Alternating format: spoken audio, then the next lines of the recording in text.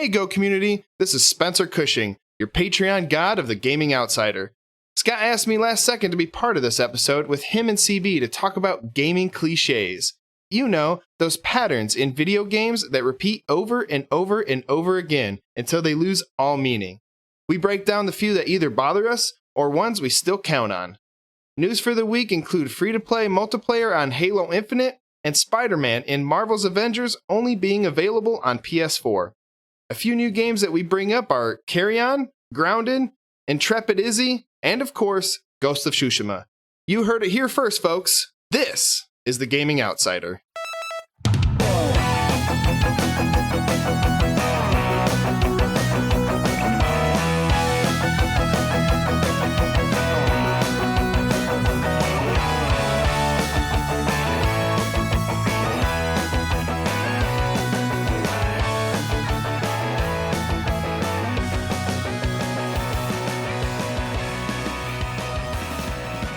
Greetings, programs, and welcome to episode 306 of The Gaming Outsider, a video game podcast with a focus on our incredible community. It's Monday, August 3rd.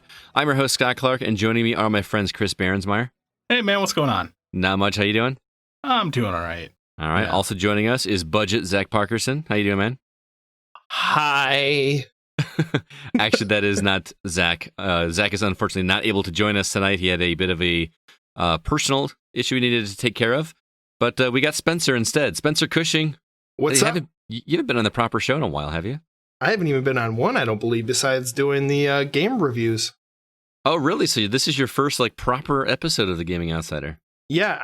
Wow. All right. Well, I appreciate you coming, especially because it was very last minute. I think I messaged you about 25 minutes before we were supposed to start recording. Yeah. And you hopped on. So I appreciate you doing so. But Zach will be back next week.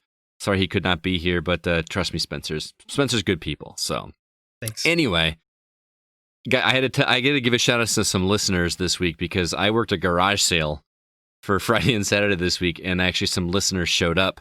Got to see Kevin Honigford. He showed up with his entire family. It was good to see them. Got to meet Brian Lewis, who came all the way he was on his way up to the Dells from somewhere in Illinois, and he stopped by to say hi. It was really cool to meet him in person. And then, obviously, Spencer, you stopped by. Yep. How was the jam, by the way? I haven't actually tried it yet, but I'm going to try it tomorrow. I took it for camping over the weekend, and I totally forgot to use it because I didn't bring toast. I mean, I was camping. That works. So. I forgot to give context. I made strawberry jam. I'm learning all kinds of grandma type of skills this summer. And I learned how to make strawberry jam. Actually, you know who taught me how to make strawberry jam? Is Rel, our reviewer, or one of our contributing writers that does our video reviews. He taught me how to make jam, and I decided to give it a shot. So it's a little different. Yeah, I like it. I didn't know you put lemon juice in jam. Wait, you put lemon juice in jam? Lemon juice in jam. That apparently helps with the acidic nature of it. Does something to help the thickness. I don't know. I was years old when I found that out. Yeah, I was a few more days than that old, but anyway, yeah, let me know how you like it because I ran out of lemon juice and had some lime juice. So yours actually has some lime juice in it, I believe.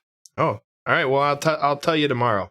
All right, looking forward to it. But anyway, it was really cool to see Kevin and Brian and you. But we also had hopefully a new listener, a girl by the name of Michelle, stop by.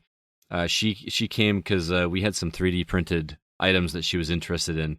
And no joke, she sat and hung out for about an hour and a half, just talking games. It was a lot of fun. It was really, really cool to talk to her. So, Michelle, hopefully you're hearing this. It was great to meet you, and looking forward to interacting with you in the community on Facebook and everything. Speaking of community, we have another community game night coming up. So everybody, please mark your calendars. Friday, August 21st at 8 o'clock Central Standard Time. And I know what you're going to ask. What game are we going to play? The answer is, we don't know yet. What we're going to do is we're just going to all convene together on Discord that night at that time and figure out in a group chat what games everybody has and which ones they want to play together, and then we'll kind of splinter off and play some games together. I am looking forward to it. We are long overdue for a community game night. You know what game I want to play with the community? Borderlands. Borderlands that too. 3. Borderlands 3 for sure. But have you seen that? It's not. I don't think it's out yet. It's the one coming to PlayStation Network or PlayStation Plus. That Fall Guys. I can't remember the title of it. It's the freebie on PlayStation Plus that I overlooked because it just looked like a whatever game. You know when those games come out and you see one with a title and a cutesy looking artwork and you just kind of pass over it. This game looks stupid fun, and we all need to play it. And it's one of those games where it's like not just a handful of people. It looks like potentially 100 people or whatever all together trying to go through obstacle courses as these cute little characters. It looks like it will be lots of fun. I think we should do that one, but obviously not everybody's going to have it. But I'm looking forward to it. So again, Friday, August 21st, 8 o'clock. We're hopefully going to be doing these more regularly. We will all be there. So please mark your calendars and come join us. I'm looking very much forward to it. But let's go ahead now and jump into the week's news.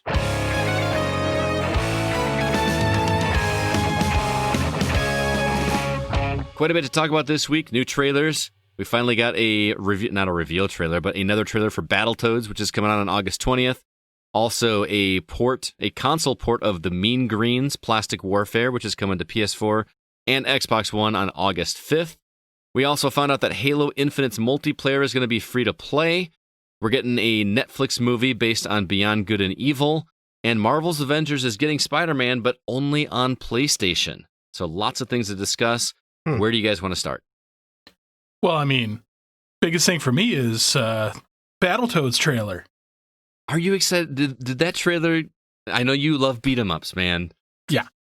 And the animation does look good, but it just doesn't feel like Battletoads to me. No, it really doesn't. Well, they open these head in the trailer. They're trying to smash like multiple genres in this. Mm-hmm. Because I like, there's a section where there's shoot 'em ups, there's the beat 'em ups. Of course, the hyper bikes are back. But they're different. Like, it's like from behind the bikes now instead of the side view ones, which makes more sense in terms of difficulty, I guess. So I'm excited for that. I've been waiting for this game forever since they debuted just that teaser of the Battletoads logo at E3 last year. I've never played Battletoads, so I have no idea. Oh my god. I probably have to come over and we'll play now. Well, I can tell you that none of us have ever beaten Battletoads. No. Wait. Our producer has. Our producer has beaten Battletoads. I'm impressed because that is one of the hardest. To that, good sir. I think I've made it to the ice level, which is like level 4, I think, and I've never made it past that. That game is ridiculously difficult. So now there was a Battletoads Double Dragon that I liked quite a bit. That one was fun, and Battletoads and Battle Maniacs was the Super Nintendo one. Yep, and then there was actually the arcade version, which was different. That one was on the Rare Replay, right? Yes, it is. Yeah. But Battletoads, the new one, I love the art style. It looks. This doesn't sound like I like it, but it looks like a Cartoon Network or Adult Swim kind of animation style. I'll give you that. Yeah, I can see that. And I don't feel like we've had a game like that where, especially because the graphics and the cutscenes look the same.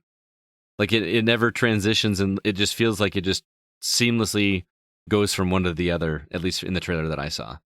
Yeah, I'm like I said, I'm excited for it. But the other game, I'm actually even more excited about now. I saw this trailer and I was like, I need to play this right now. Yeah, the Mean Greens, because it reminds me of the Army Men games. Yeah. So which were good but not great. You shut your mouth. Those games were awesome. I don't know. Maybe I was late to the party when I finally got my hands on them. But I watched this trailer, which, by the way, was nothing but gameplay. Like, when's the last time we got a trailer that was nothing but gameplay? Just nothing but gameplay. And it was like 3 minutes long, and I watched the entire thing and never got bored. Yeah. And then here's the thing. You know, that game actually has been out since like 2015 on PC. Yeah. It's just finally coming to console. I sat there and watched that trailer, and I kept thinking to myself, I would rather play this than pretty much any other multiplayer game out there right now. Any of the battle royales, I mean, maybe not Gears. Gears is my favorite, but this looks like a blast. If it plays or feels like any of the original Army Men games, it's gonna be a blast. Did you ever play those games, Spencer? I did, actually. Now that I think about it, I had to look it up. I remember playing it when it first came out in, what was it, 2015, I believe? 2016. Oh, you played area? this one? Yeah, yes. Oh, the ones we were talking about were the PS1 era. Oh, yeah, nowhere games. close. No. Yeah, like Sarge's Heroes was one of the sequels. Oh, yeah, I played that one. I just don't remember all of them. But just the environments where everything is, a bedroom or the hallway or outside. I don't know. It feels like how you pictured it going when you were playing with Army Men when you were a kid. Yeah, I'm all about playing this game. I think that one needs to be a community game as well. I will. That would be a lot of fun. 100% be behind that. I'm in. The trick is I hope, I haven't looked it up to see, but I really hope that game is cross-platform because it needs to be. Well, I'll have to do some more research on it and get back to you on it. All right. So Battletoads and the Mean Greens Plastic Warfare. Anything else stick out to you?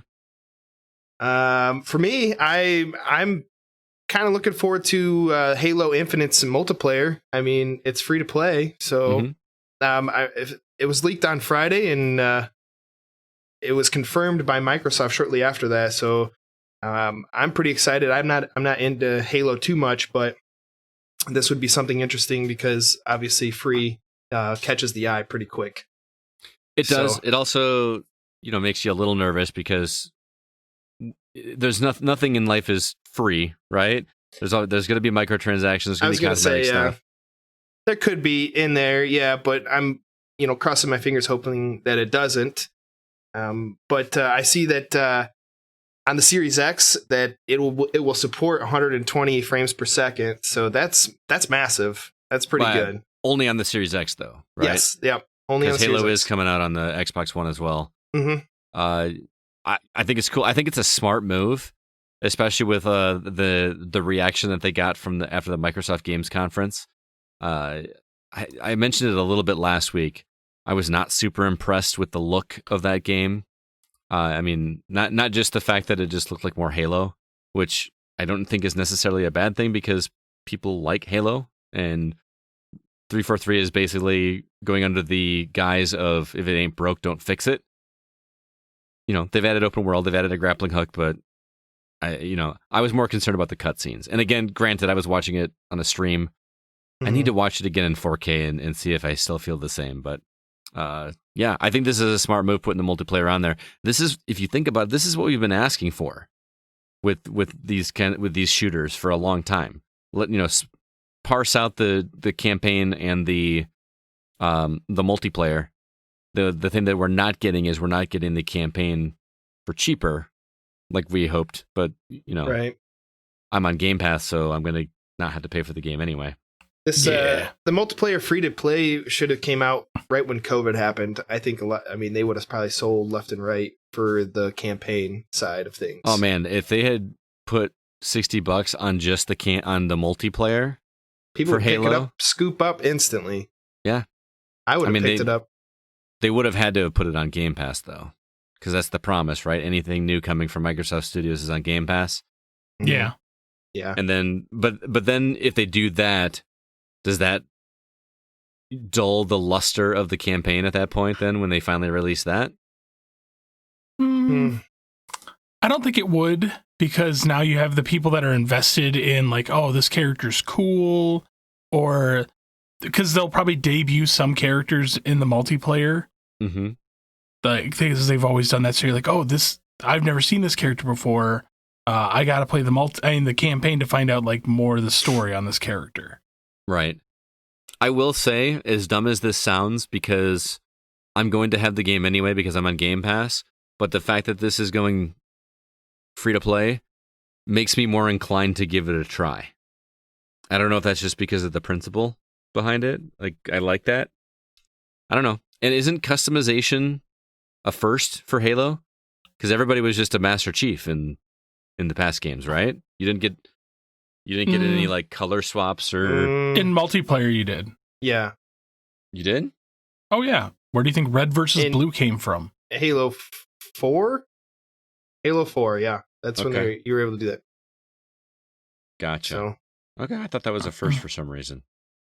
But maybe there's going to be more customization. Like you can actually spec out your guy to be more unique instead of just a color swap or some armor. Well, that'd be interesting.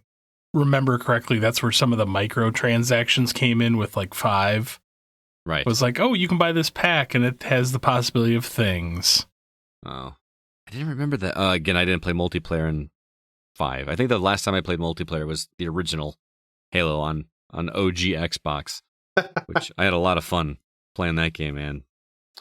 Good times. I don't know. It'd be good to get back into it. You think we'll get a battle royale in Halo? At this point in time, I think it's almost inevitable. Mm-hmm. It's what everybody is going closer to or going towards. I mean, Call of Duty used to not be like that, and then all of a sudden, after Fortnite and PUBG, they jumped the bandwagon and put Warzone in and other types of games that you put yourself in with 100 people. So maybe they will do that. Yeah, it'd be interesting. But like what CB said, it probably is inevitable at this point. If I would love to see them do something different with it, though, I would like to see a 200-person battle royale. Oh boy! But 100 people play as like the Spartans, and 100 play as the Covenant.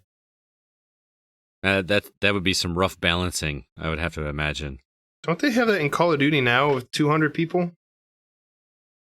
I have not touched Warzone, so I could not tell you. Well, I never played Warzone, but I don't quote me on that, but I'm pretty certain they upped it to 200. All right, at 16 minutes and 16 seconds, Spencer said there's 200 on... I'm just kidding, man. I was like, wait a second, whoa! What did I do? No, Killing me. I don't know. It'll be really interesting to see what they do with Halo. And yeah, I'm more inclined to check it out because it's on Game Pass, and I don't have to pay for it regardless, even if it's not on Game Pass. The story I wanted to talk about was this Marvel's Avengers news we got today, which I find interesting because I feel like Marvel's Avengers has been getting a lot of bad press lately in terms of the look of the characters in the cutscenes and the potentially repetitive nature of the gameplay. And then today they reveal that Spider-Man is coming to the Avengers, but he's only going to be playable in the PlayStation version. Now, this isn't the first time we've seen console exclusive characters. I mean, think back to like Soul Calibur. Remember there was like 3 different versions of Soul Calibur? Yeah. If you're on GameCube, you got Link. If you're on, was it Xbox, had Spawn? Mm-hmm. Yep. And I can't remember what the PlayStation character was. But, it's not the first time this has happened. But I feel like this is different because PS4 is getting Spider-Man. Is Xbox getting an exclusive character as well? And if not, is there any incentive to play it on Xbox One unless that's the only console you have? You know, like why would I go get it on Xbox if I can also play as Spider-Man? With stuff like this, it makes me not want to get it at all. Oh, really? Yeah. Because now when you want to lock, like, look, we're going to have this same game out for both consoles, but only if you play it here, you can get Spider-Man. Like, that just leaves such a bad taste in my mouth, especially with such a beloved character. I mean, it's not like they're making an exclusive Spider-Man game. Mm-hmm. Like, if it's an exclusive game, I understand that. But it's a game that's coming out on both consoles, but now you're going to lock one character behind a wall that I guarantee you half the people would be like, come on, like this should be on both. Mm-hmm. This is quite possibly one of the most asinine things I've seen in a while. This is actually the same reason why I didn't play Starlink when they locked Fox behind the Switch. Well, what else was he going to be on? Oh, because it was on Xbox and everything as well. But yeah, I mean that makes sense because it's a Nintendo character, though. That's understandable. But understandable. You and that. At this point in time, though, I just don't understand why. Because he's not going to be the main character. Why does it have to be locked behind a wall? I'm tired of this crap.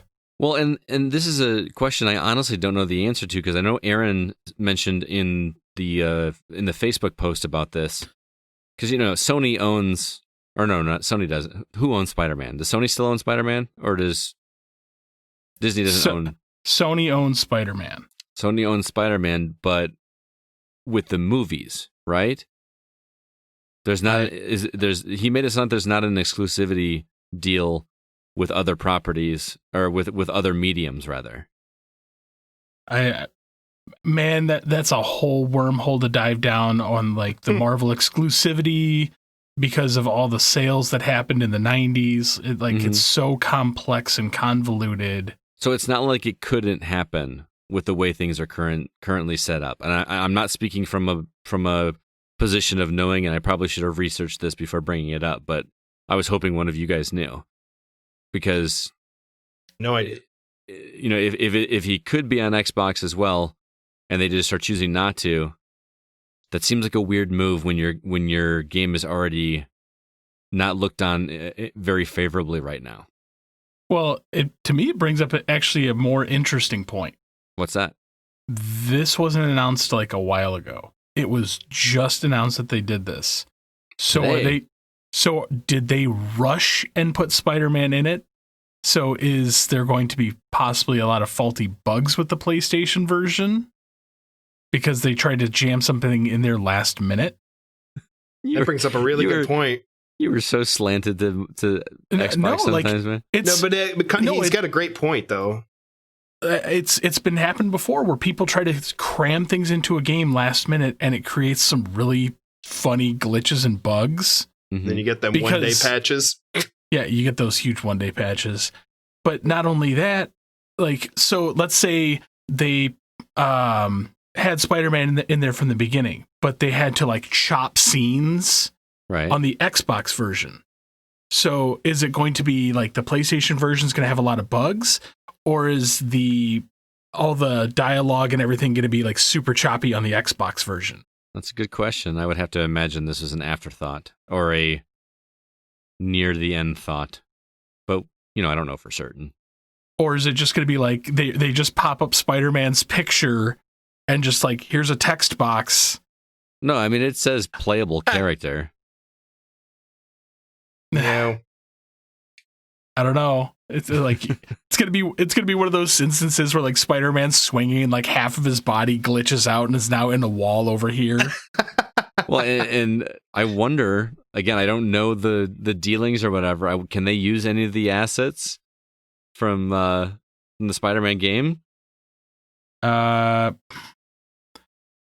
I have no idea how far down the rabbit hole the exclusivity for Spider-Man and anything Spider-Man properties are for games. I have to imagine that they would have to just start over, because it's a completely different system. It's not the same type of game. It's an open world game. You know what I mean? That's got to be. Spider-Man's gonna function like the other characters do, just with his own twist. Mm-hmm. Yeah, I mean, I don't see it being any ties to the Spider-Man game that came out on PS4. Mm-hmm. So are they going to have some weird casting and he's just not going to look right as well, like all the other characters? Who knows? My thing with that is I don't know if they look that bad, or my mind just automatically goes to the movie personas so much. Tony Stark as anybody else other than Robert Downey Jr. just looks off to me. So I can't decide if it's that or if they actually really do look that bad. I think it's a mixture of both. It's probably. I don't know. I still feel like here's my guess is that this leaked because it did kind of leak before it was confirmed by PlayStation, right? Yeah. It started popping up, and then they had to come out and be like, "Yeah, this is happening." Is there a possibility that there's an Xbox One exclusive as well? And I don't even, is this game coming to PC? and they just weren't ready to reveal it yet, and now they had to reveal one because cat's out of the bag. And are we going to get another reveal here in the next couple weeks? At this point in time, who knows? What other character would there be? Because everything else is going to be not as popular of a character. What other Avengers are left? Ant-Man? Hawkeye? Vision? I mean, I'm not saying those aren't cool characters, but they're not Spider-Man. Even people that don't watch these movies or play the games or read the comic books know who Spider-Man is. Yeah. I wouldn't know who Vision was if I hadn't seen Avengers. Yeah, like I said, it just brings up a very interesting point, whether he was coded in the beginning or putting as an afterthought. Because when you're talking like billions of lines of code, right? It's like somebody's like, oh, I'm going to play Spider-Man, but he was added in 3/4 of the way through game development, and they forget to put some lines of codes in, like potential fatal crashes could happen. That also seems like a really weird thing to keep under wraps, if that's true. Because wouldn't that be a massive selling point at the reveal, as opposed to, oh, by the way, a couple months, when does that game come out? November? Yeah. A couple months before it comes out, here's another character that you didn't know was coming. Mm-hmm. I'm actually really beginning to wonder if this wasn't why the game was delayed. That would make sense, and that would alleviate the problem or the potential problem you're talking about. Hopefully, fingers crossed. Or that's they delayed it because, like, oh man, we made a problem by putting this in at the last minute. And I still feel like I don't understand exactly what that game is.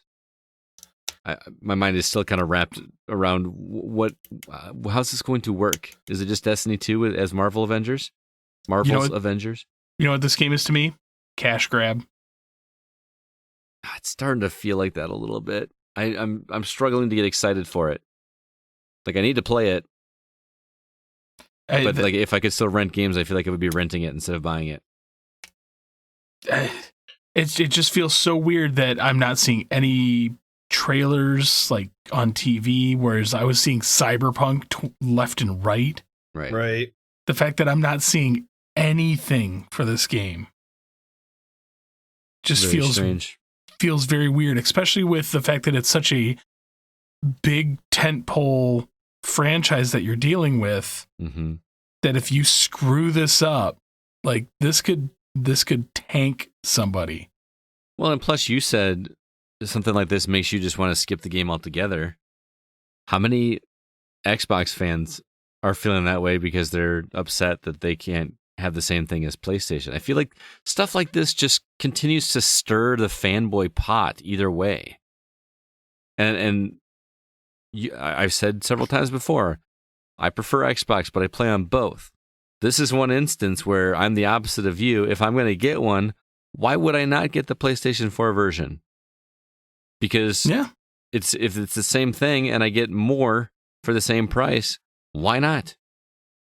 There's no reason for me to get this on Xbox One. And that's coming from the guy that prefers Xbox stuff for the achievements and whatnot. Plus, isn't its launch window still like within a week of Cyberpunk? I don't remember the exact date on that one. Sure. When does Marvel's Avengers come out? That's what we're questioning. I can't. I thought you were questioning Cyberpunk. Sorry. The Cyberpunk got moved to November, right? Yes. Yeah. So for PC, Marvel's Avengers says it's supposed to come out September 4th. Okay, September. My bad, not November. So that's a lot sooner. Yeah, it says September we're a month 4th, away. And I was watching the video here, and the way it's looking, it just looks like a Mortal Kombat style, where you're following through a storyline, and you're one of the epic heroes like Thor or Iron Man, or so on and so forth. So it doesn't seem like there's just too much into the game. Graphics look amazing, though. In the gameplay, I would say they look pretty good. Yeah. Oh, and I'm still kind of like on the fence on the cutscenes. Yeah. So we'll just have to see. Yeah. But by the way, quick news for you, Scott. Tomorrow we get more information on the Amico. Oh yeah, there's a conference or trailer, whatever. You've been Yeah. hammering at that for so long, CB. Dude, I'm so Yes. excited. My goodness. How many Love do it. you have pre-ordered by now? 5? 6? No, I only have 2. Oh, that's 2 more than I have. I've got one pre-ordered too, but mine's Oh staying. my goodness. Mine is staying sealed. How much are they running? They're like The- $200. Yeah, they're like $200 for a brand new console where every game is under $10. But also, we got this special edition, like getting in at the ground floor only makes so many copies of it. I don't remember what that version is called. The Founders Edition. It's like the wood grain. Oh, yeah, I saw that one. Yeah. Wood grain and gold, baby. I think it looks pretty cool. And Well- that will stay sealed up. Open day 1. Both of them? Depends on which one gets here first. Come on, we all know CB. He's not going to open the second one. He'll keep that sealed up and hidden away.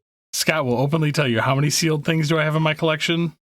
Not I many. can't think of a single one. Well, no, you've got some of those limited run games.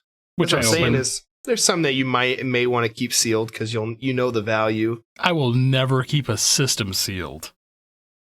Oh, I've got like 3 or 4 of them. I know. Poor systems. I don't They know how you deserve do to it, be Scott. played. I would have to open it myself. It's hard, man. Systems deserve to be played. Yeah, nice like my wife. Why do you have all this stuff that you don't even play? Because it looks cool on the shelf. You can open it and still put it on the shelf. Could. Could. Let's go ahead and move on. We've got some quick housekeeping. Just want to remind everybody of our Patreon. We do pay for our show ourselves.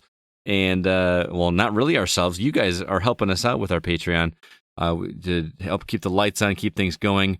Fans can contribute money to help offset those costs. And if you'd like to do so, our website is patreon.com/thegocast.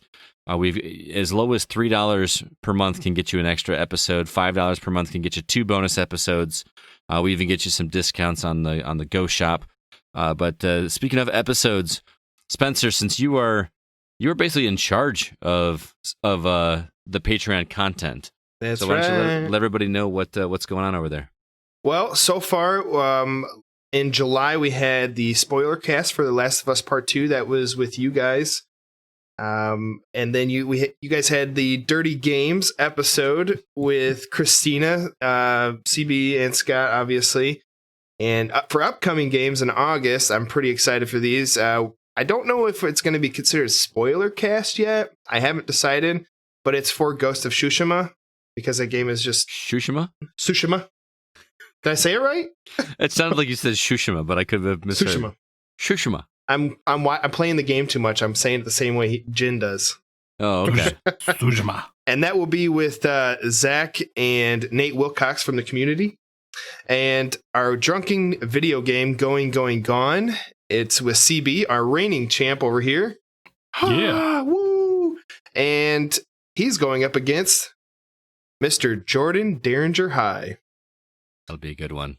Yeah, seems very smart and he's ready. He's amped. He personally messaged me one day. He's like, I'm going up against CB, and I'm like, cool, let's do Nice. it. Let's do it. He's a good dude too. I met up with him. He's the one I met up with at Tilt a few weeks ago and played some pinball. Yeah. Nice. He's a good guy. I can't wait till this COVID stuff is over so we can all do a get together. Yeah. What a perfect place for us just to go have some food, play some games. I am looking forward to that. I'll bet you we could talk them into letting us do a live recording or something. That'd be really cool. Does everybody else? I mean, because of Tilt, Bob works there now, Yes, he does, which is Yeah. awesome. and I know the owner of that place. So I've been coordinating with her about doing something eventually once COVID ends. Cool. So Stay tuned for that. Well, again, if you'd like to help us out and get some extra bonus goodies and so forth, head over to patreon.com/thegocast. We are now going to talk about the games we've actually been playing.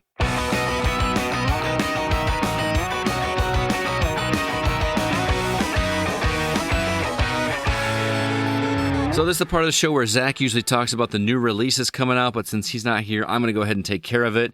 We previously talked about it. The Mean Greens Plastic Warfare drops on Xbox One, PS4 on August 5th. Finally, Fast and Furious Crossroads, the game everybody's been clamoring for, heads over to PC and PS4 on August 7th. The PC version of Horizon Zero Dawn lands on August 7th. And Hyperscape hits PC and PS4 on August 11th. Those are the big ones that stood out to me. Any of those titles you guys plan on picking up this week? Oh, Mean Greens. Yeah, that's. I feel like I'm gonna have to play that game. I gotta talk to the community and figure out which platform I'm gonna go because I have to play it. Probably gonna pick up Fast and Furious Crossroads because my wife has been wanting to play some racing games, and I have a PlayStation 4, so I'll probably get that. I'm really curious because that game has been getting a lot of negativity thrown its way. How so? I mean, because I haven't really paid attention too much. I know. Go look at a trailer after we finish recording. Oh boy, I'm nervous. Go look at a trailer. That was the one from one of the press conferences at E3 where they actually got Vin Diesel and Michelle Rodriguez on the stage, and they were trying to act like they knew what video games were. Oh, yeah. Yes, I do remember that. I saw that. Oh, yeah, we love that game, Tekken. I think isn't that how she pronounced it? Tekken. That's a great game. That fighting game on PlayStation, Tekken. Yeah, Tekken. But outside of that, the trailer looked like a PS2 game. Oh boy, now I'm nervous. Maybe instead I'll just go to CB's house and pick up a racing game.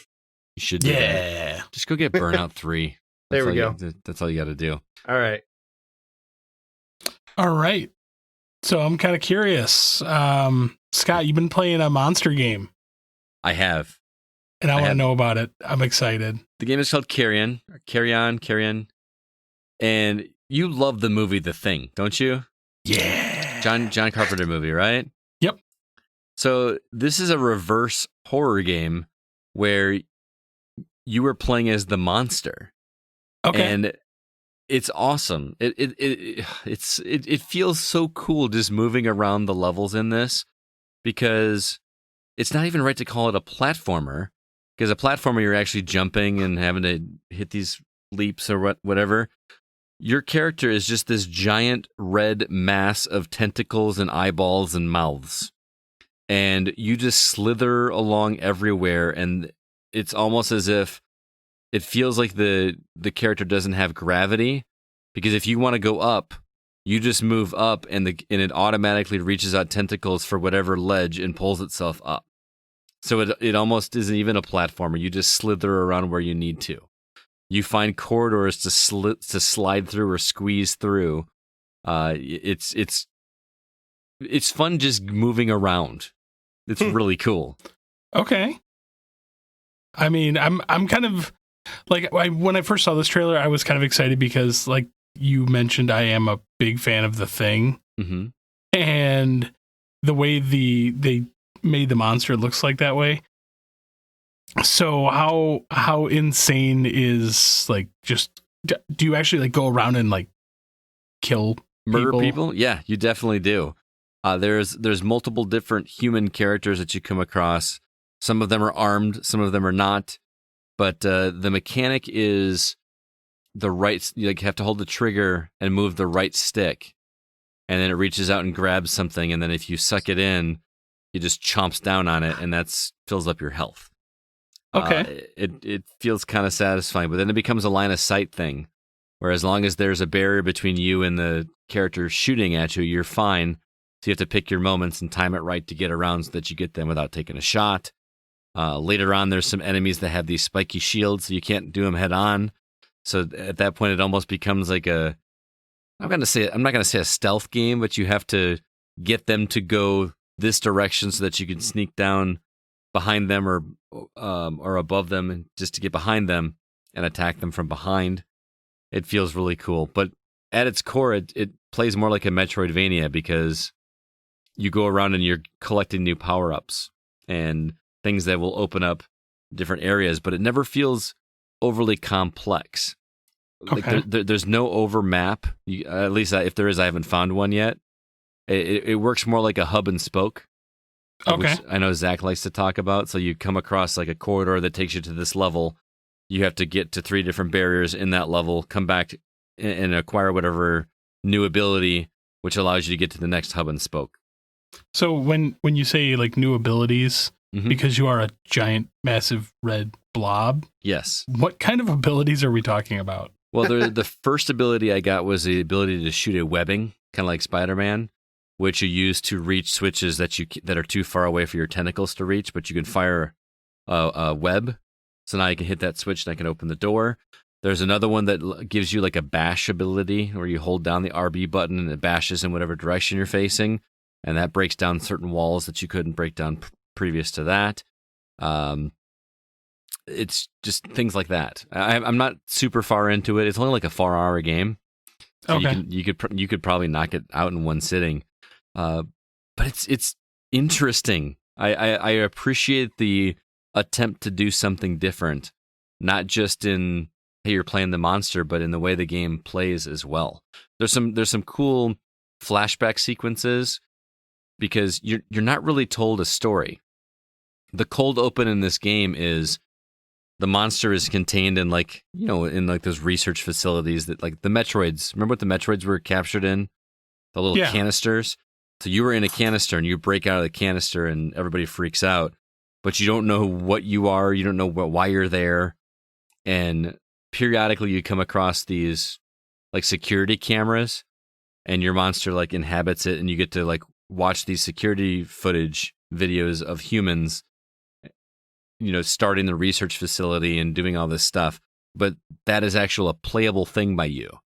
So now while I'm watching this video, I'm playing these human characters walking around solving puzzles and revealing a little bit of the story.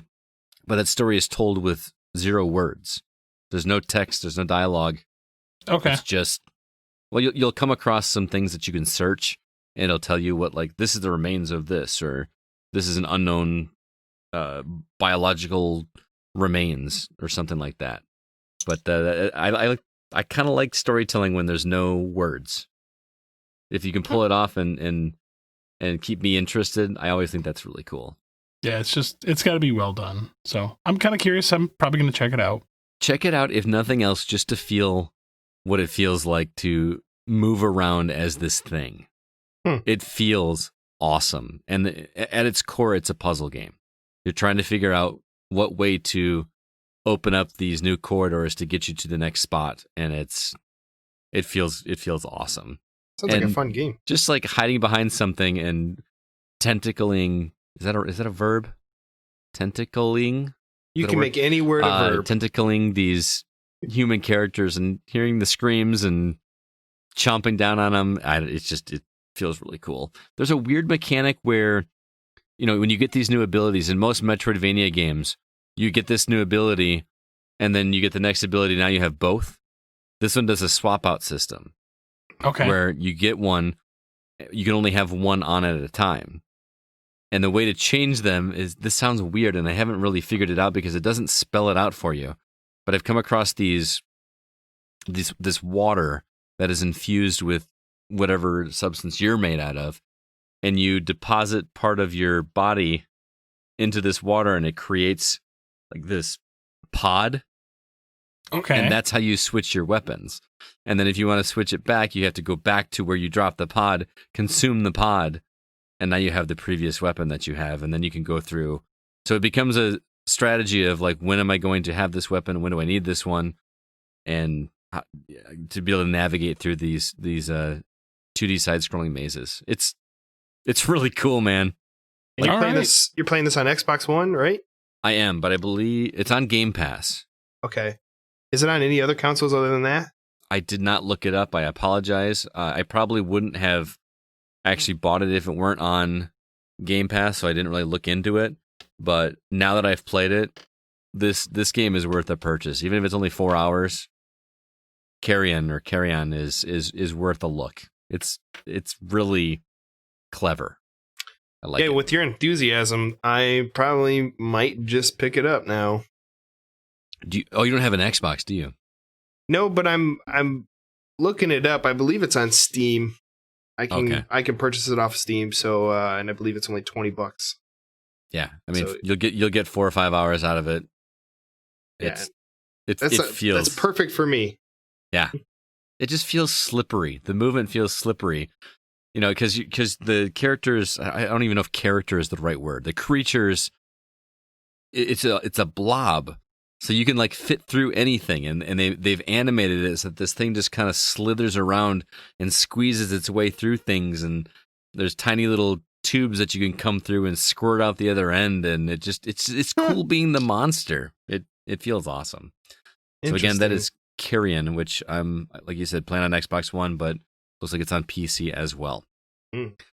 CB, I am so curious to hear you talk about Grounded, because I know this one's on Xbox Game Pass as well. And I actually downloaded it, fully intended to play it today, and I got distracted. And I know you've just barely touched it, but tell me this game is good, because I got a little nervous when I found out this is like a Ark survival game or Conan. I don't know. Those games kind of turned me off a little bit, but the premise and the environments are just too tempting to not at least try it. What's your experience been like? Very short so far, because I also got distracted today by a game I'm going to talk about here in a moment. Sure. But so far, everything in this game looks really, really pretty. The size and scope perspective are right on. As soon as you come in, like you get to choose it's Honey, one. I Shrunk the Kids, right? I was just going to ask that. Yeah, it's very much Honey, I Shrunk the Kids, but you pick like one of 4 kids, and you start, and you don't know why you're this size. So is that supposed to be revealed later, or is that just? I'm guessing so, because as you first start walking through, you're looking around, you're like, what's going on? It says go here, and there's like this little like pod, and it's got a computer in it, and you're like, well, I didn't put this here. Someone must have. And so you're basically going from point to point, like navigating your way through, trying to figure out what's going on, why you're this size. Wait, there are you-sized computers in this world? Yes. So that tells me, because like I'm comparing it to movies because that's what I do. In Honey, I Shrunk the Kids, the device shrunk just the kids. But Yes. if there are devices, that means that lots of things were shrunk down, not just these characters. Yes. So I'm not quite sure 100% what's going on yet. But it almost looks like it was like a little research station that you first come across. Okay. So the big thing that I noticed right away for me is because I was a big fan of Honey, I Shrunk the Kids. You remember how the ant was like huge compared to the kids? Mm-hmm. Yeah. You're bigger than the ants. Oh, okay. Huh. Like, are So, they dog size or what? Yeah, I'd say they're like large dog size. Because I walk by and like you just see this ant walk in front of me, and I'm like, oh wow, that's an ant. I heard that they actually made it so that the spiders can look, because for people that are afraid of spiders, they can make the spiders just look like floating orbs, so people don't get freaked out by spiders. That was one of the things I was going to talk about. When you first log into this game, it says, "Are you an arachnophobic?" Mm-hmm. And it has an option like yes or no. And they're like, be aware, if you are arachnophobic, the spiders are supposed to be like realistic. Have you come across one yet? Not yet. So Okay. I'm kind of curious, because I like weird, creepy, crawly things. I was going to ask Spencer- if you were It's not on me. arachnophobic. Spencer was hanging out with me over the weekend, and I had a snake crawling around on me. So No, thank you. No, thank you. You're out. So how does the gameplay work then? Like, what are you doing? Because it doesn't seem like a linear game. from what I've played so far, walk around, pick up stuff, craft items, and survive. See, I don't know if I've never played one of those games because the concept turns me off. You need to try one. I love these kind of games, which is why I was multiplayer, right? Yeah, but I mean, I've always been drawn to games like this, like the Stranded Deep game, where you're on a desert island, 7 Days to Die. Like, I love these types of games. All right, I'll give it a shot, especially if we can play together. Yeah. Is there an end game with those kind of games? I mean, do you beat these games, or is it just like last as long as you get? Some of them, like, there's an end goal, right? Which I'm guessing with this game, there's going to be an end goal, like get back to normal size. Stranded, It was like get back to civilization. Right. But then there's the other ones like 7 Days to Die, where there's not really an end goal. It's just go for as many days as you can. Okay. I'm intrigued. I'll check it out. Like I said, I fully intended to, but yeah, I will definitely report back next week. If there are any snakes in there, I'm not doing it. Are you that afraid of snakes? I don't like snakes, man. Snakes, I mean, I'll come near them and I'll hold them, but other than that, if I find them in my yard, I jump and run like a little girl. Like nope, I'm in the house. Wow. Even if it's a garden snake, I'll pick it up later, but it just it's weird. I don't know. It gets me like chills instantly. I mean, I don't like them. I've seen camel spiders, and those things are huge. Camel spiders? Oh yeah, those things are gigantic, man. I've shot them before. It's not fun. You shot a camel spider? Dude, they're huge. They're like a small dog with 8 legs. I'm gonna have. Oh, camel spider. I was still thinking snakes. You said spider, and I was thinking snake. So. Oh no. Yeah, camel spiders. Wow. All right, you can shoot those. Oh, I will. All right. Well, those are the new games we've been playing. I do want to sit down and I rather did sit down with Rel and talked about a game he played for us called Intrepid Izzy on PC. You're going to hear that review right now. Well, hey there, Rel. How you doing, man? It's been a pretty good weekend. How about you? Been a very busy weekend. I am exhausted. It's been a lot going on over here, but you probably hear about it on the rest of the show. So let's talk about Intrepid Izzy, this game that you've been checking out for us from Senile Team. And thank you to the developer for hooking up with a review copy so we could talk about it. This game looks gorgeous. The graphics, I mean, it's a 2D platformer, but I was impressed by how well these sprites looked. It just felt very reminiscent of a what I remember 16-bit games looking like, but obviously it's better. Yeah, I think they said that they had some kind of like special technique for animating the sprites to get that kind of animation quality. But yeah, it is a game that looks really good. Mm-hmm. I think my biggest complaint is that there's not a lot of like variety in the environments, at least in terms of just the graphics specifically. Okay, well, tell me about the game. You know, I mean, I know I said 2D platformer, but what's the story? What's the deal with this one? The story is that Izzy is in a tomb. She releases an evil spirit who wants to cause chaos for reasons, and she then has to stop him again for reasons. Okay. Like, why is she in the tomb? Why is this spirit in whatever thing that she was using or that she was opening? I think it was a chest. I don't know. Doesn't really matter. Yeah, I mean, I kind of get the feeling that they're going for like that 16-bit era game, right? Because that's what we had back then. Is you didn't care, you just wanted to play it. Yeah, I mean, it's a throwaway plot. It doesn't really matter.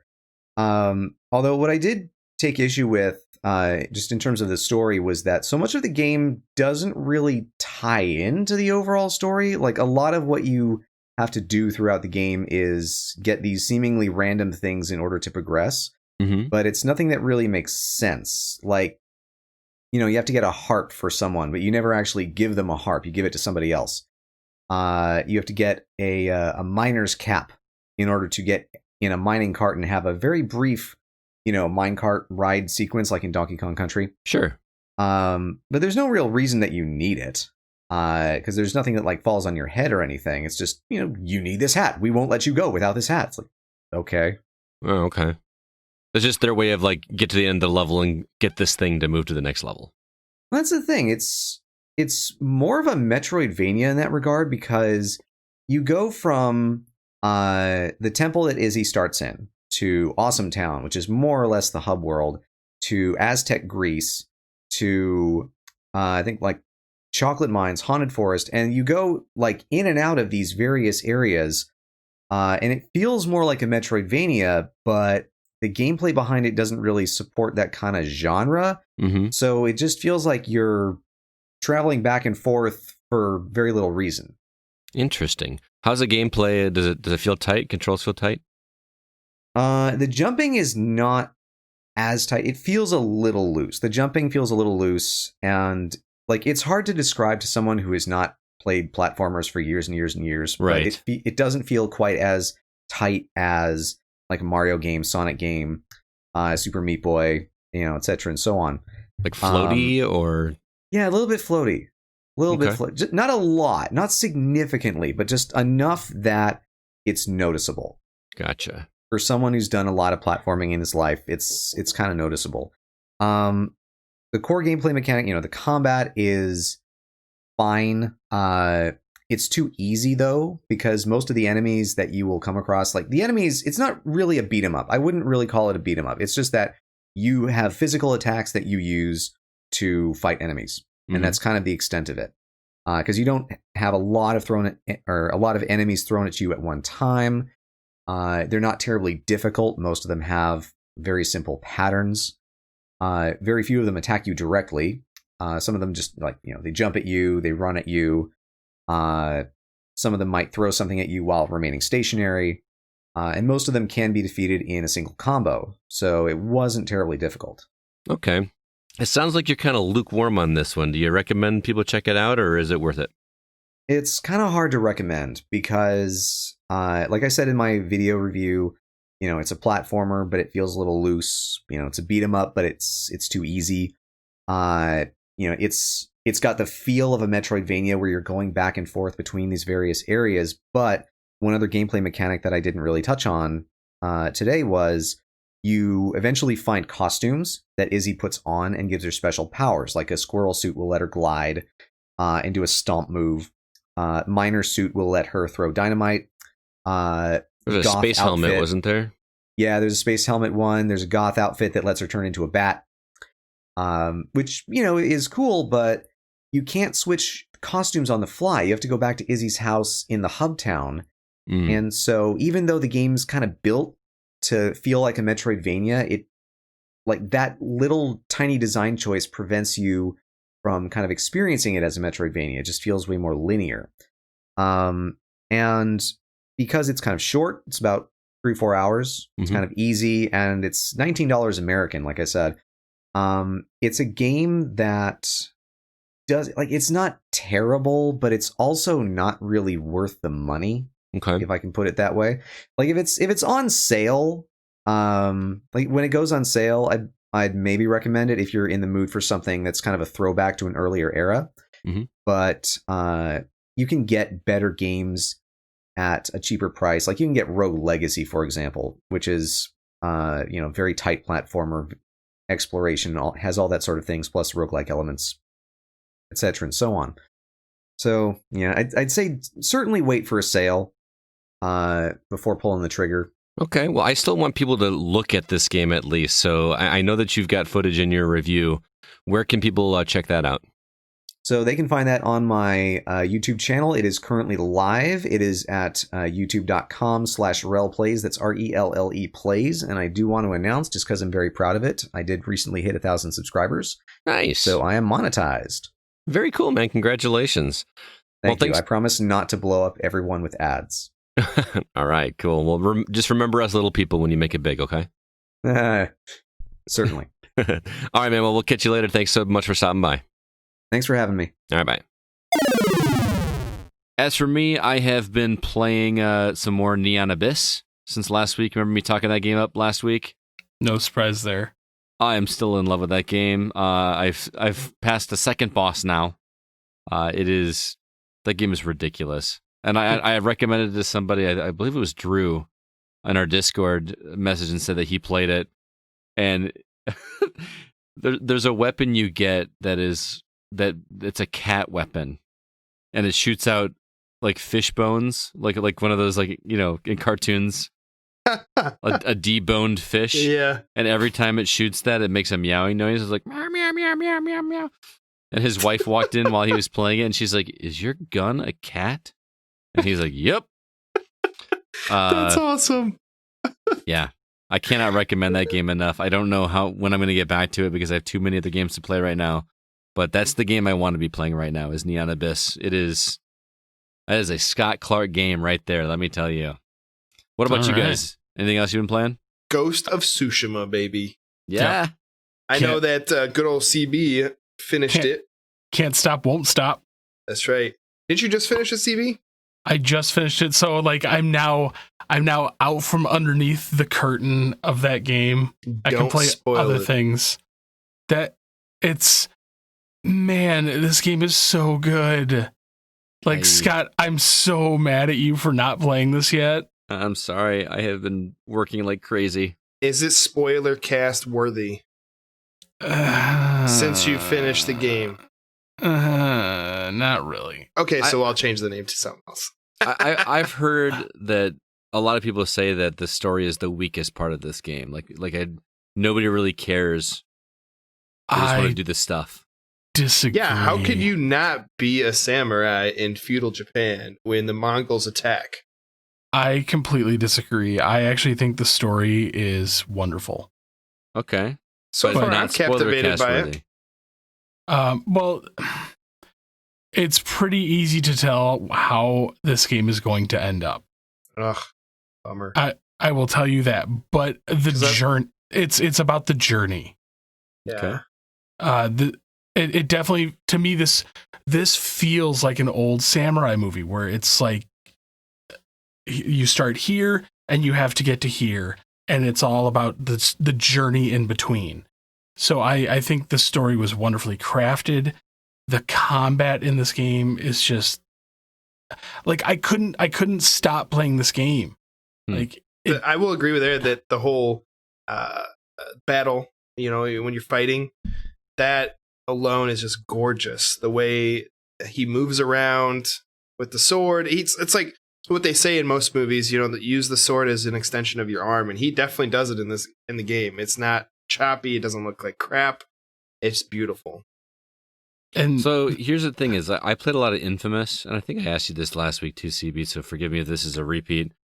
The combat in those games felt so fluid to me. Like it just became second nature, kind of like Control. Yes. Like it just felt like a natural extension of what I wanted to do. Does it get to that? Because the early stages I played of it, it felt like it was going to be very complicated and lots of guys coming at me. Like, does it click sooner than later? It forces you to click. Mm-hmm. Okay. Because again, this is probably one of the few games I know where all the enemies will attack you at the same time. So you need to be aware of your surroundings, use your surroundings to your advantage. Yep. Don't get surrounded, and make sure you pick off like certain types of enemies first, because like ranged people are a nightmare.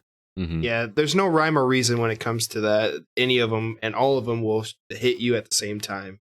It's ridiculous, which it gets frustrating, especially me playing on hard mode.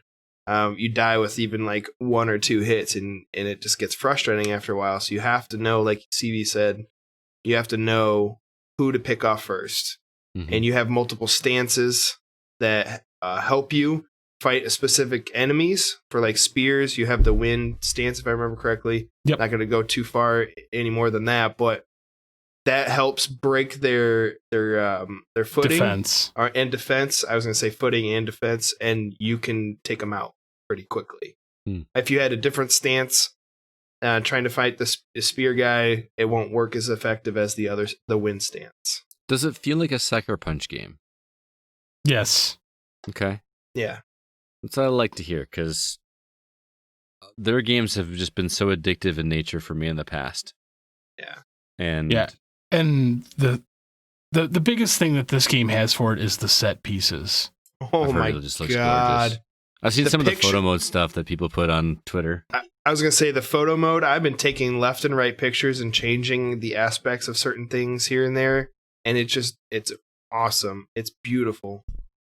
Yeah. I will definitely come out and say it. This is a Game of the Year contender for me. 100% in the same boat. Gonna be tough to beat.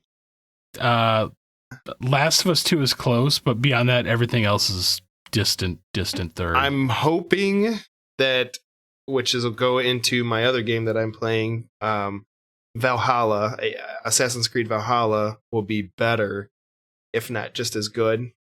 Yeah. It's gonna be tough to top this. Yeah, it is, and I'm a little nervous now because I'm an Assassin's Creed guy through and through. Nate, our producer, knows that, and CB definitely knows that 100%.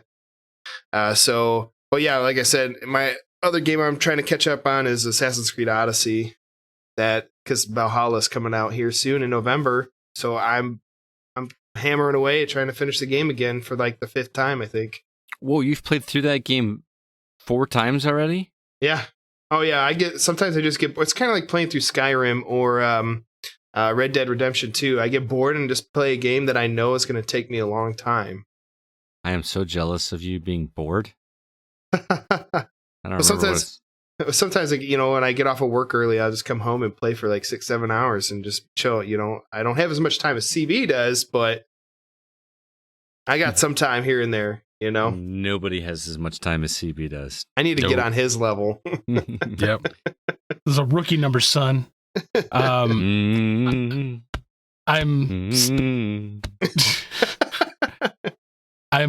also trying to finish up Maid of Scare. I went through and adjusted some of the sensitivity settings. Yeah, is it better? It's helped a little bit, but it's still this. Like I said, the story in this game is great. The gameplay is just not at all. It's hard for me to get into this game. That's a bummer, man. Well, let's go ahead and move on. Want to say hello to some new Facebook members. Jess Strongarm joined the Facebook community, as well as Sam Will Frederick. And if you would like to join that community, you can head over to facebook.com/groups/the GoCast. I do my best to keep that updated as much as I can with any news and relevant topics. And people are also throwing fun video game related memes and games they've been playing. So really encourage you to check that out. Also have a new Discord member by the name of World Reaper. Welcome to the community over there. And if you'd like to join that community, which is another great one, the link is in the show notes for this episode.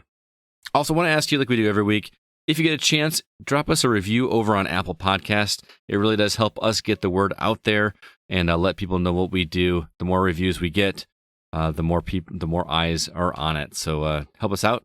Also, our website, thegamingoutsider.com, where you can find all of our episodes as well as our written reviews. And speaking of, CB's review of Superliminal is up on the site, as well as Joel's review of NASCAR Heat 5. I believe both of those games were talked about on last week's episode. And check it out. Also, our Go Shop is on the website as well, where you can buy masks, 3D printed items, and miniatures. So be sure to check that out. With that, let's jump into it from the outside in topic.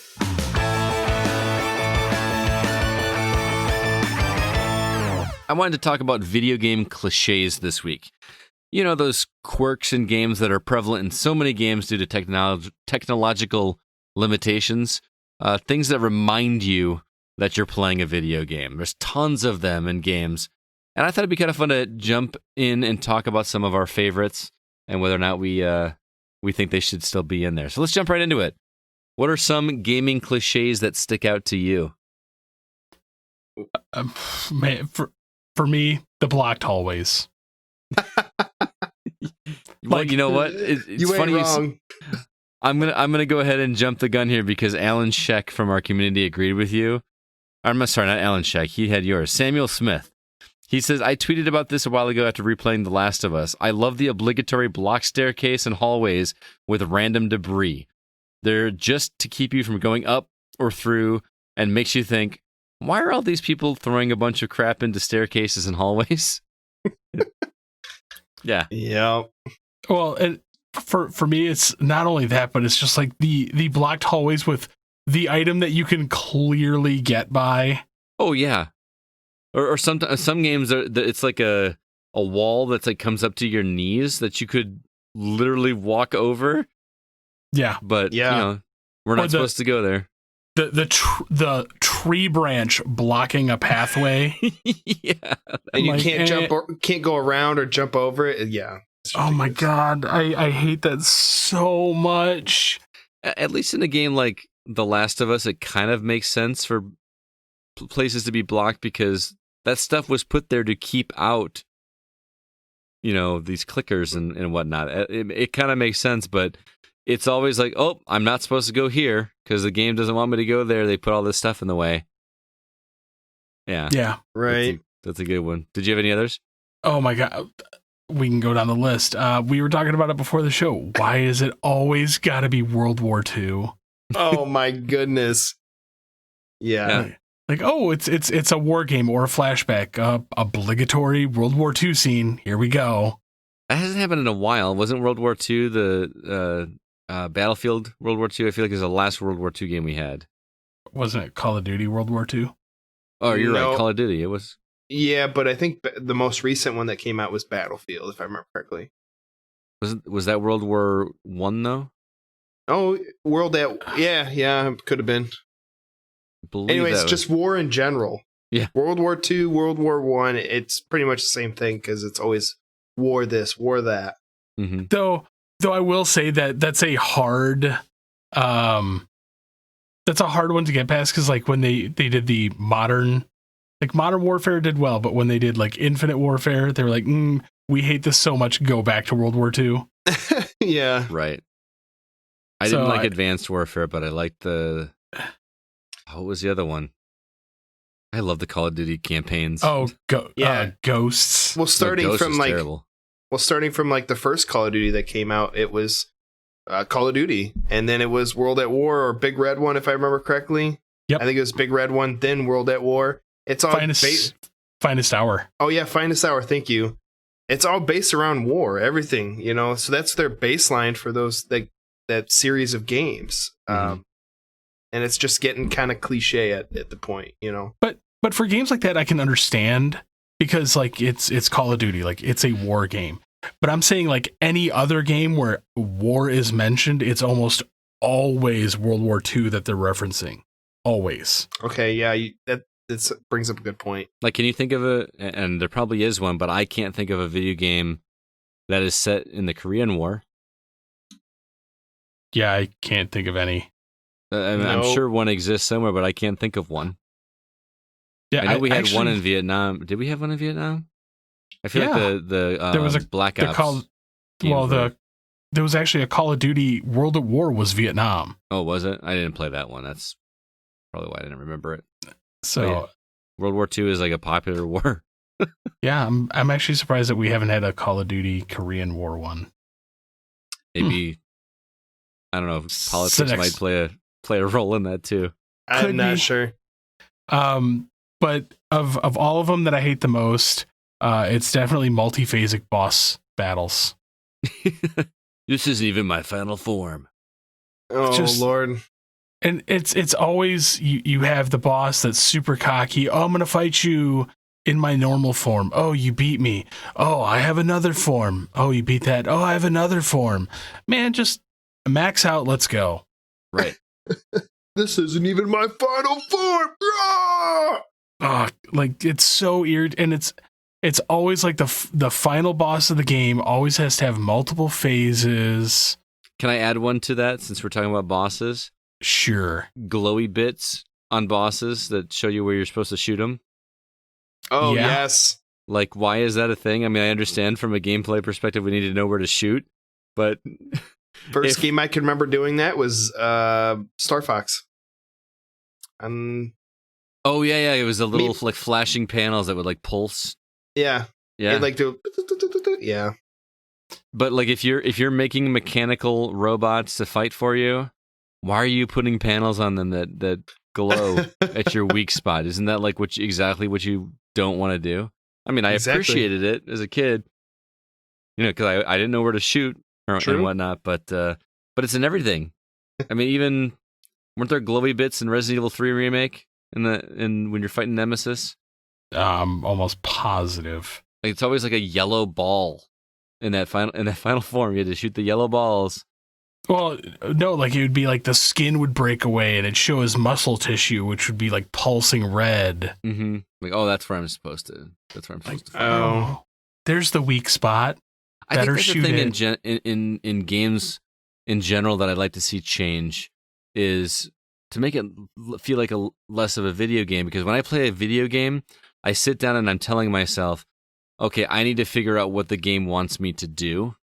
And what I want instead is I want to, and I know this is impossible probably with technology the way it is now, but I want the game to adapt with me, and like allow me to think outside the box and come up with something that the game creator didn't intend for me to do. And then the game evolves and works around that. I know it's like a pipe dream, but that's like some Peter Molyneux eyes I got going there. Don't you know what I mean? Yeah.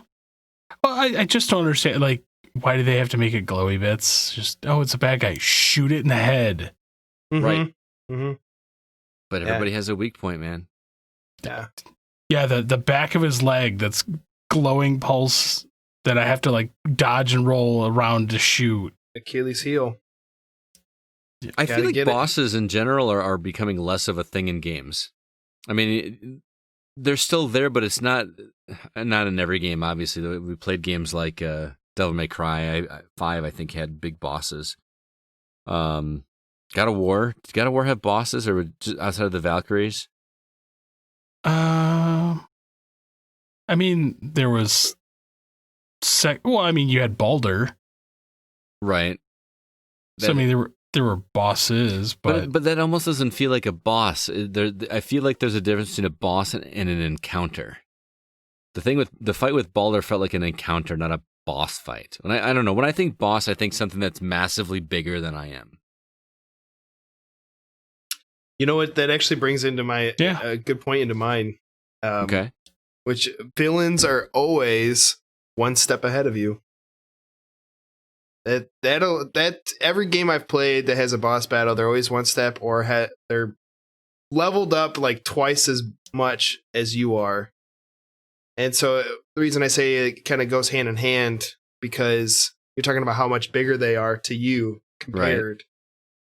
So that's one of my biggest cliches that I don't like in video games. Oh, I took that when you first said it. I thought you meant like in terms of whatever plan there was. They were one step ahead of you in terms of they were anticipating what you were going to do. And I was going to say you could say that about movies too. That can go hand in hand that way though too, because in every game that you play, when you're fighting the boss, any situation where the hero has to reach some important location before the villain does, but no matter how fast you go, the villain always seems to be there first. Or I guess that's what you're kind of getting at. Yeah. You could say the same thing about movies or books or any storytelling. Right. If the villain weren't one step ahead of you, it wouldn't be interesting. That's true. I was about to say, can you imagine if you were like one step ahead of the villain? That'd be a short game. Yeah, it would be like... Surprise, bang, game over. Although I would kind of like to see that. Like if you could, for speedrunners, wouldn't that be like a fun hidden thing where like, they don't tell you ahead of time that you're being timed, but you just happen to get ahead of them and then the boss isn't there and you just bypass the boss. That would be cool. How pissed would you be if you bought a $60 game though and it's just like, first like initial encounter with the boss. Oh, I killed him. Game over. You win. I'm like, I just spent $60 on this. What are you talking about? Well, you should have played the game slower next time. That'd be some Eternal Darkness level of trolling on a player. Oh my God. Oh, it's no joke. Eternal Darkness. You're going to laugh at me, man. Have you played Eternal Darkness, either of you? No. Okay. So you don't know. I almost don't want to tell you. The game is so old and I feel like the gameplay wouldn't hold up now, but Eternal Darkness is a game that is all about messing with your head. You have something called an insanity meter, and as the insanity meter goes up, things start happening in the game, and it starts out like where your screen just looks crazy, but then things start happening. Like at one point, the game makes it look like, and this only worked back when we had CRTs, it wouldn't be the same with flat screens, but it made it look like the TV went off, where it leaves like the boom, and then it leaves the line in the middle, and you're like, my game, what? It was the game messing with you. Well, I got about halfway or 3/4 of the way through that game, and I lost my save file. My save file was completely gone off the game, and I never went back to it. come to find out, years later, the game file was not lost. It was programmed to make you think that the game file was lost, and it wasn't actually. It was the insanity meter. It made you think that your file was gone. So I literally gave up on that game because I was like, oh, I lost my save. I don't want to start from the beginning, and I just quit. But it was just the game messing with me. Like, do you remember they did that in Batman Arkham Asylum with a scarecrow, where like you started the game over, like they made it go back to like a boot. It booted the game up again. Yeah. And I was like, oh, I want games to do stuff like that again in the current generation. You want more Psycho Mantis. I'd be Oh pretty my gosh, upset yeah. if that happened to me. Oh, I was mad, dude, but I have no idea where that memory card is, because that was back when you had to use memory cards to save your game. Yeah. I was really mad. Anyway, do you have any more, CB? Or are you out? No, but I do want to read a community comment. Oh, okay, go ahead. From Alan Sheck. This one's kind of interesting. So, killing. Have you ever noticed if that an adventure game doesn't have action? It's called a walking simulator. It's not saying like, oh, if you're not killing, you're pretty much just walking. How much of your real life do you spend killing? How much of your daydreams involve killing?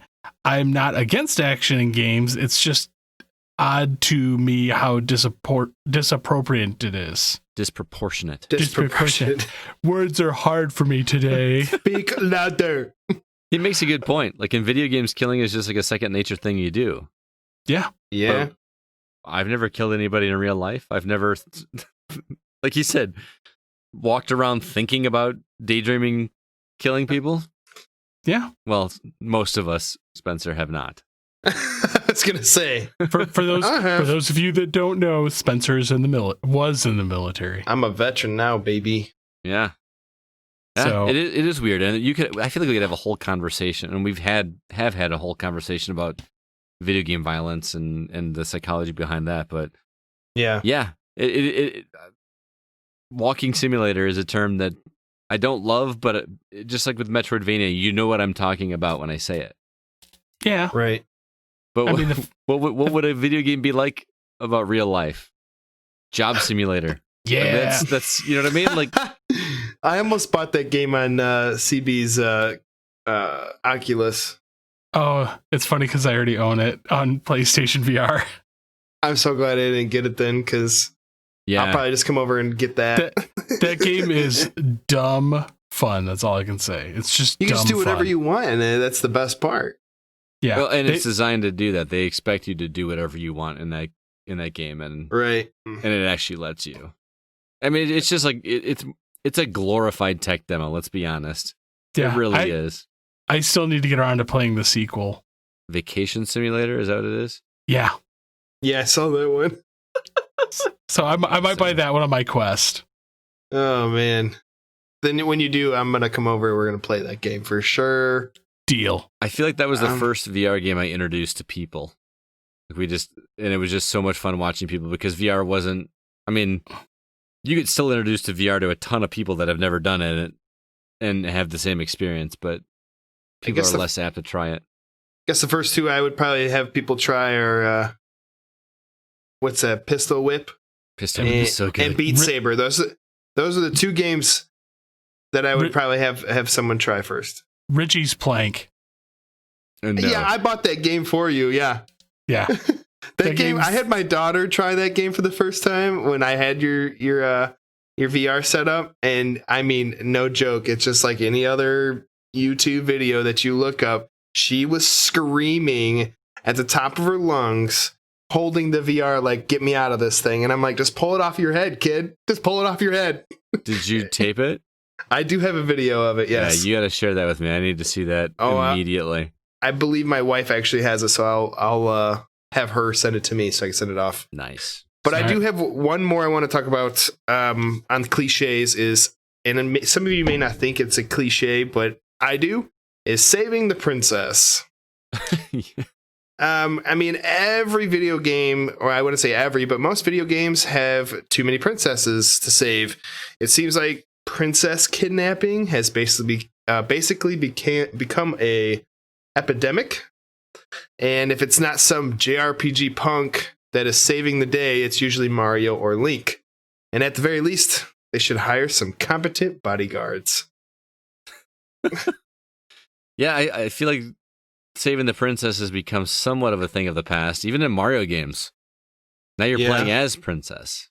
What are you talking about? You just did it in Breath of the Wild. Right. That's not a Mario game. But It's a you Link. did save a princess. I did. But I said Mario or Link. Okay. No, I know. I'm saying, like, when's the last Mario game where you were saving the princess? Oh. You're playing as the princess now. Yeah, I mean, because most of them are Mario Party, Mario Kart, Super Smash. I mean, you name it, you can play her now. Mm-hmm. But other games, like he said, Breath of the Wild, princess. Most Link game, Zelda games, princess. Mario games, princess. Yeah. It's just becoming more cliche over, and it doesn't even have to be a princess. Let's just say it's a damsel in distress. Just someone. Oh my goodness, the evil man is grabbing me and taking me to his castle. Now you got to go save her. Right. Double Dragon started that way. Super cliche, Yeah. So the one that stands out to me the most is one that, if you saw the post I made on social media when I posted this question, is the exploding barrels. I don't know where that started. I kind of want to do some research and see what game started with exploding barrels, but I can't play a game, see a red barrel anywhere, and not shoot at it because I just expect it to blow up. And sometimes it's there to give you an advantage, or it's a tactical advantage. But how did that become a thing? And who is putting these red barrels, explosive red barrels, in the middle of a warehouse next to everything else? Why is that a good idea? I have no idea. That they should keep them in the yellow locked box. Yeah. Something that behind some bulletproof glass or something so that nobody could, shoot it and set the entire building on fire. That's what would happen. The other one that always bugged me is regenerating health. Granted, I appreciate it when I'm playing a game that I suck at, but outside of Halo, and probably some other ones you guys will think of, when does regenerating health make sense? When you sleep. Even, but nobody, that's different. In Fallout, you go sleep in a bed and you wake up and your health is back and you feel well rested. But in Halo, it makes sense because, combat evolved. It's the suit. But Grand Theft Auto, you're hurt, just go hide behind a dumpster and wait for your health. I've never understood that. How do you just instantly get better? I think we actually did an entire episode once, or the topic that week was health packs versus health regen. Which is better. I've always appreciated the health regen, but it never made sense to me. Yeah, I mean, at least maybe they have a superpower. Yeah, it's possible, but that doesn't seem likely. I mean, at least a health pack to some degree makes sense, even though it doesn't, because what was it in the Far Cry games? He just jams a stick into his arm and pops out a bullet. Oh, I'm magically healed. That's it.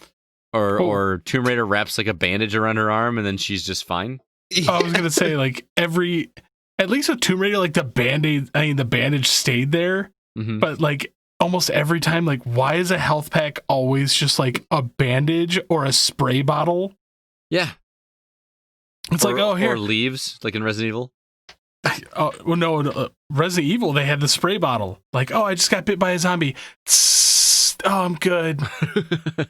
Yeah, but in the movies, you can't do that. You're instantly a zombie at some point. I'm still surprised to this day that none of the Resident Evil movies incorporated the first aid spray or the herbs. I was surprised that none of I haven't seen all of them, so I can't say they didn't have them. But CV, you know about the one in Ghost of Tsushima where the health regen is not a health pack. It's just him hitting his chest like, and then all of a sudden he has like half his health back, and it's like, what? Wait, what? Yeah, let me just beat on my chest. Yeah, he literally he does it. You'll see him beat on his chest for it. Which was hilarious because it instantly made me think of Kylo Ren. That's what I was thinking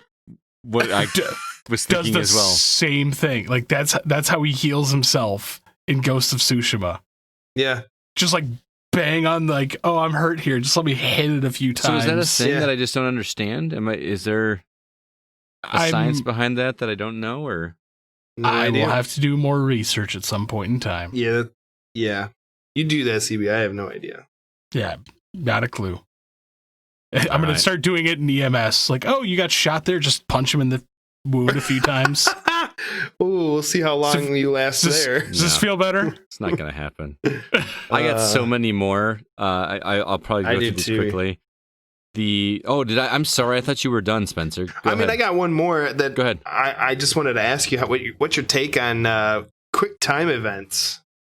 I mean, that's becoming a more of a cliche, so to say, where you have to do a timed event, make it from point A to point B in a certain amount of time, hit a certain amount of buttons, in a certain sequence within a second or two. Like, I can give you a prime example is Ghost of Tsushima, which, what CB knows is the bamboo strikes. Yep. You have the time does not change all the way from 3 buttons, 5, and 7 buttons. So, Sky, you haven't been to that part yet or haven't played, so I'll explain it. So bamboo strike obviously is where you slash it with your samurai sword. So you start with 3 bamboos or bamboo stalks, and there's 3 buttons you have to press in a sequence. Mm-hmm. And that's how you chop it. Then once you succeed from that one, it goes to 5. The time does not change. It's literally 3 seconds every time. So you have 3 seconds to hit 3 buttons, 3 seconds to hit 5 buttons, and then once you hit the 5, you have 7 buttons to hit within 3 seconds. Wow. So that's I could do it. Pretty much the same thing, quick time event, when you have to hit those buttons perfectly. Otherwise it'll tell you in there like, oh, you missed a button or you hit the button wrong or you were too slow. And sometimes it gets a little frustrating. They get pretty complex. Like, because there's ones where yeah, go ahead. Sorry. Yeah, it's like triangle, circle, L1X, triangle, circle, L1, R1. Square. Yeah. Yeah, it's weird. And the sequence just, it gets messy. So, see, when you start throwing in the trigger buttons and bumper buttons, or the L1, L2, whichever control you're playing, that's where I start losing it. Because I feel like I could mash the face buttons in order fine. Whether it be PlayStation, whether it be Xbox, even though the X's mess me up a little bit, or the cross and the X mess me up, because X to me is the left button on an Xbox controller, but X is the bottom button on a PlayStation 4. But yeah, the triggers really mess me up. I've played enough rhythm games that I feel like I got that down pretty well. Yeah. Yeah, I mean, that's kind of my that's my last one is the quick time issues. I'm just not a fan of them personally. My next one is one that I loved when it first started happening in games, and I feel like it's worn out its welcome. It is when you're running around in a story-based game and you keep coming across diaries that people leave. Nobody does that. I mean, granted, I've stuff to pick up off the ground. Right, like you walk into a room and instead of like just looking at the room and trying to figure out what happens, there's always somebody wrote right before they died a diary of how they were feeling and what was going on and why they were having whatever issue was going on. And if it were 1 or 2 throughout a game, I'd be like, okay. But it is every time you go anywhere. Last of Us 2 was 1, where I was like, who's leaving all this stuff? And oh, by the way, the combination for the safe is here. Take it. Yeah. Have you ever written down the combination for a safe in a letter to somebody? No. It just, I don't know. I loved it in BioShock when it was actually like audio diaries But even that, it's the same thing. Like nobody. I mean, I guess some people do. You see it in movies where someone has like a little tape recorder and they're like recording themselves like for a personal memento. But at least with BioShock, it makes sense though, because a lot of the audio logs you found were in a laboratory. Right. Some of them were. Some were just lying around anyway. Yeah. I don't know. It bugged me, and I feel like I want less of that and more of like just flesh out the story while I'm playing it. Tell me the story. Let things naturally happen instead of. And it's not I don't want to read this text situation, although I don't. Especially because even on a big screen TV, some of the text is so tiny, I just don't want to read it. I loved those notes in Control. Yes. I would have rather that like read to me so I can go around and look for things and listen to it instead of stopping the action or stopping the exploration and go read this text. So, I'll stop at 2 more. Amnesia in video games. Mm-hmm. We're going to tell this story from the perspective of this character because they just lost their memory, and you're going to learn with them. It was a clever way to do it in games in the past, especially in RPGs. It's wore out its welcome, in my opinion. It's time to go. Lastly, switches.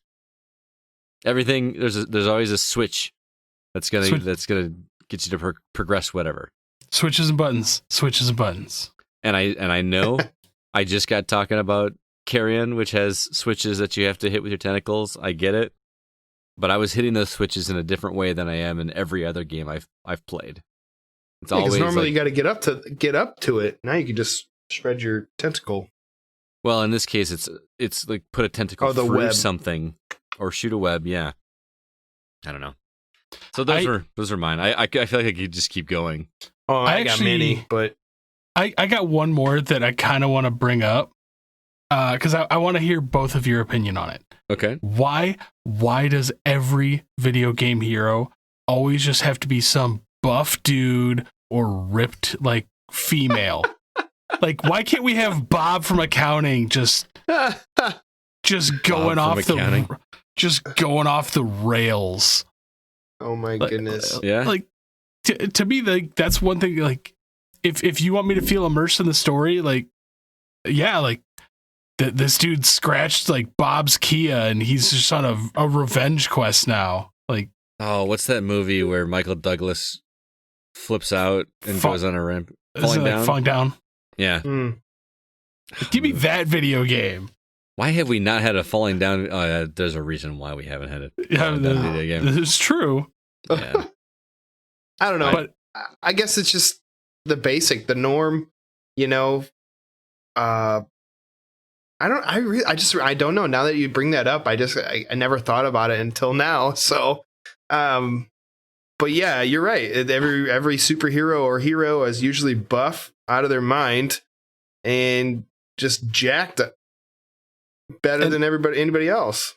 And it's not an issue of like they can't make this character a badass because the counterpart villain always seems to be like the middle-aged balding guy who's just as like smart or buff, just doesn't look like ripped like Kratos.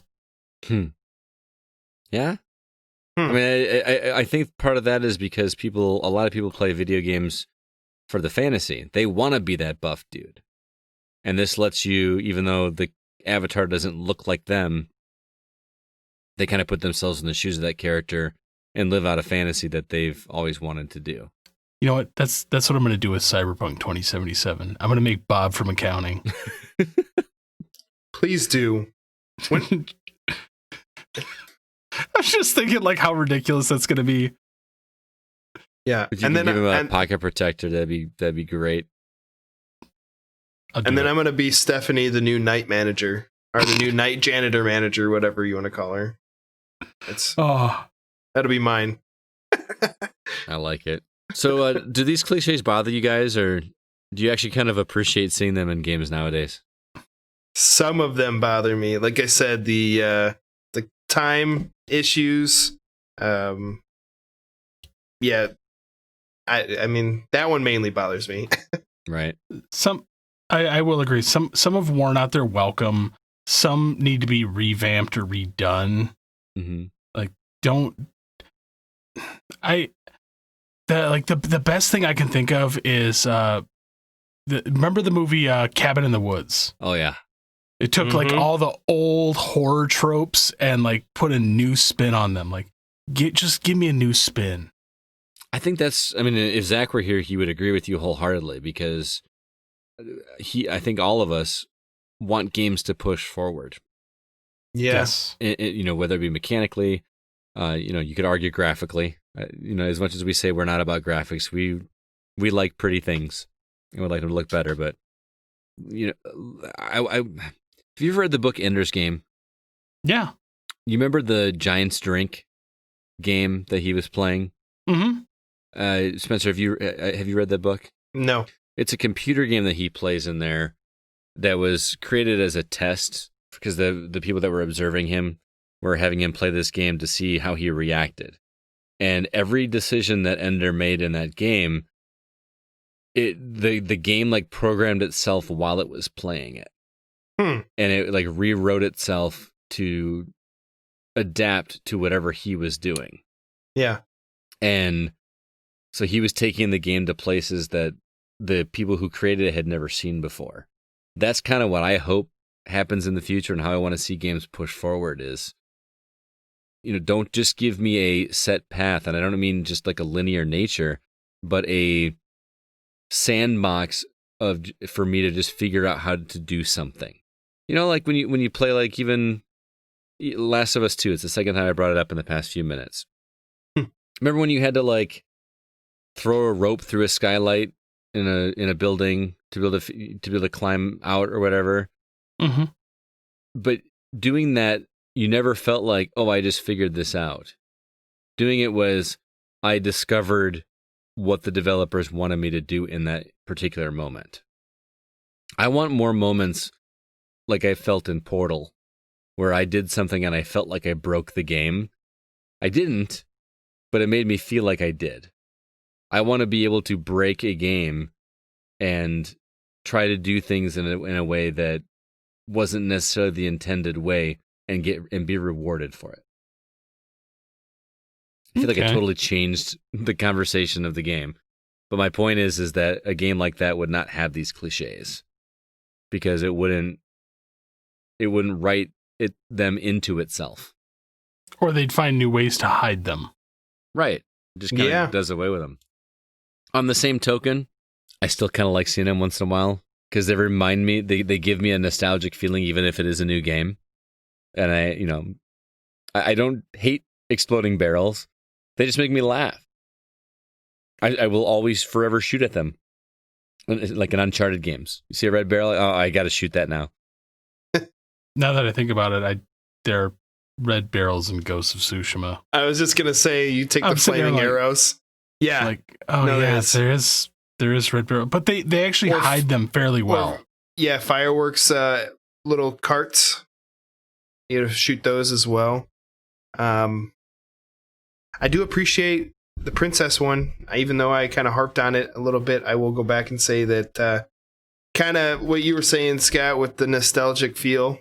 It just kind of it itches that feeling. Like when we were kids playing Super Mario Brothers, we didn't sit there and look at it as like, oh, I'm controlling these pixels. Like, our imaginations took us, and I am on my way to go rescue the princess. I'm trying to get that completed. And now that we're older, we don't think that way, and society nowadays is, getting away from the damsel in distress situation. And I don't, My most recent game that I did that was Pixel Ripped on the VR, on CB's VR. Have you played through that, CB, yet? I've dabbled. You need to finish that one, because there's a part in there where the evil goblin takes your mom. So, I mean, your mom is the damsel in distress, and that's super cliche. But in my eyes, literally, I was seeing my mom being taken in the game. I'm like, oh, heck no, I'm going to get her back. So I had that feeling of like heroism. I'm going to win it. It's a knee-jerk reaction. We've had that built into us since we were kids. Exactly. Like, oh, that's my mom. I'm going to save her. Mm-hmm. Well, that was a fun topic, guys. Thank you to everybody that wrote in with their cliches. Did we miss any? Let us know. You can contact us at our email, feedback@thegamingoutsiders.com. We've also got a voicemail line, area code 347-746-2278. Or if it's easier, 3477-GO-CAST. We'd love to hear from you. Stay tuned on social media for next week's topic.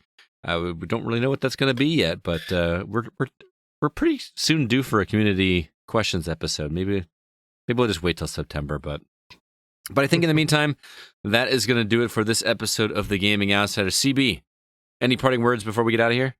I need more ideas for 3D printed stuff, guys. Yes, you're in the process of making masks right now, Yes. right? Like plastic, like samurai masks. They look really cool. Some samurai masks, and then I think I might be making some Higgs masks from Death Stranding. Okay. Also, you showed me the ooze from Teenage Mutant Ninja Turtles. Yeah. That looked pretty cool. I will come up with some good 3D prints that we could figure out. Nice. Oh, yeah. Spencer, thanks so much for filling in last minute, man. I appreciate it. Yeah, no problem. It was good chatting with you. Any parting words from you? Be good people, and if you haven't, go watch Penny Dreadful on Netflix. I just started watching that. I'm sure I'm way behind, but man, that show is pretty good. Nice, very got cool. me hooked. So it's about monsters. I like that. I got a board game recommendation. I don't know if I've played it with you guys. It's not a new one by any stretch of the imagination, but it's one that my wife and I play regularly. It's called Splendor. It is a man. How do you even? It's a card collecting game where you just have to get victory points, but each card you pay for with certain colored jewels. They're like these chips that you have. It is a very simple to learn game, and but I feel like every game is vastly different, and I have a completely different strategy every time I play it.